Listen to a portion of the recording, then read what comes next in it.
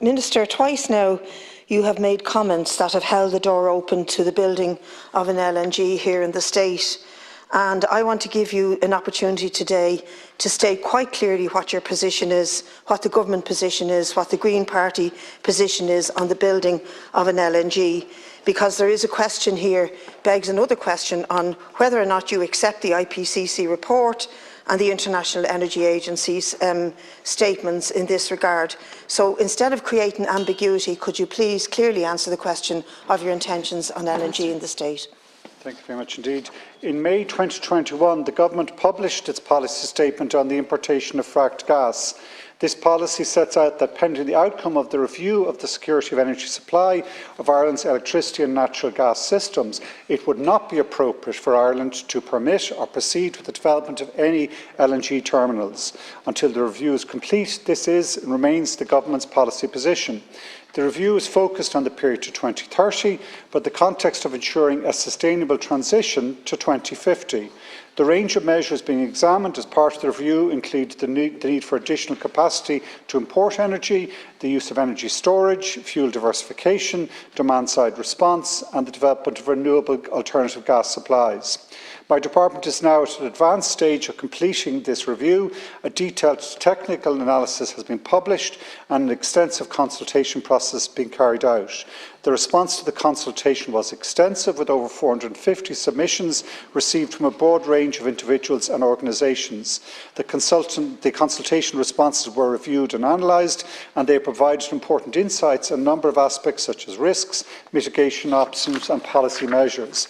My department is currently preparing energy security recommendations, and I will bring my recommendations arising from the review to Government in the coming months for their consideration. Thanks, Minister. I still think that the door has been held open and that there is still creative ambiguity in your response to me. The Business Post reported last week that you conceded that Ireland needed to build a liquefied natural gas terminal, reversing a key policy of your party because, and you're quoted as saying, the world has changed when the Nord Stream gas pipeline was blown up last year. Now, I think for most people in this country who are concerned about climate, the basic premise that we follow the science, that we follow the IPCC, that we follow what the scientists are telling us globally is where we should go. We do not need, nor can we afford to have any new fossil fuel infrastructure built in this state or anywhere else. And I think the ambiguity here is that you may be well hinting at the idea of a non-commercial state-led LNG as against a commercial one. Those make no difference to the atmosphere and to the climate, to the science. And who am I telling? You know this too well. Could you please clear up that ambiguity for us? Minister.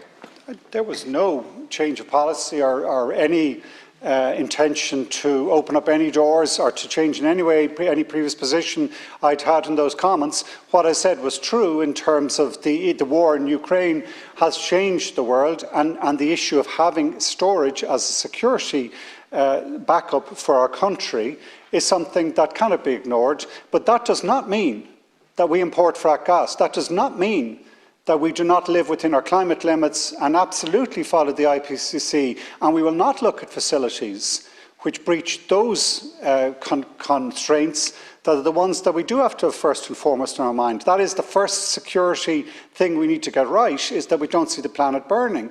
So nothing has changed in that regard, but it is appropriate and right for us to look at what are the short-term storage options that we can use to provide security for our people while we switch to renewables and reduce the demand for gas, which is the key dominant measure that we're going to make in the coming decade.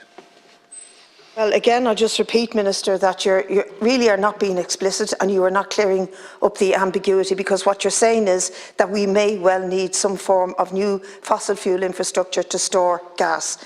And you know, as well as I do and anybody else in this committee who takes any interest in the science, that it doesn't matter whether it's fracked gas or any other kind of gas, it still emits methane and way too many CO2 emissions from the storage and the use of gas. We don't need any more fossil fuel infrastructure.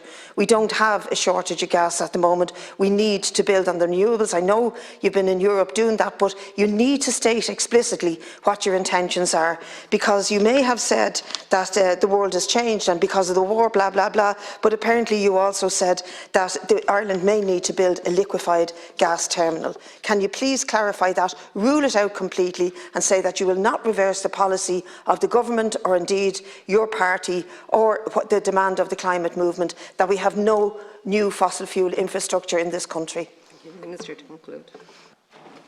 We will have no new fossil fuel infrastructure in this country which sees us breaching our climate limits. That absolutely has always been. There will be certain, we're building at the moment, emergency gas-fired generation, which is new fossil fuel infrastructure, but it's only been agreed and provided for on a security basis as long as we know that it does not see us breaching our climate limits.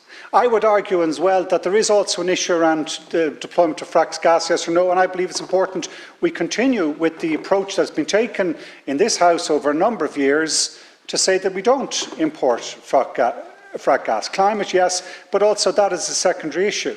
But at the same time then, we have to look at what is the short-term measures, and it is short-term. In something like a decade period, we'll start to see the ramping up of renewables here and the introduction of heat pumps in our heating system, which see the demand for gas dropping, which brings us out of this insecure situation where we're dependent on such fossil fuels.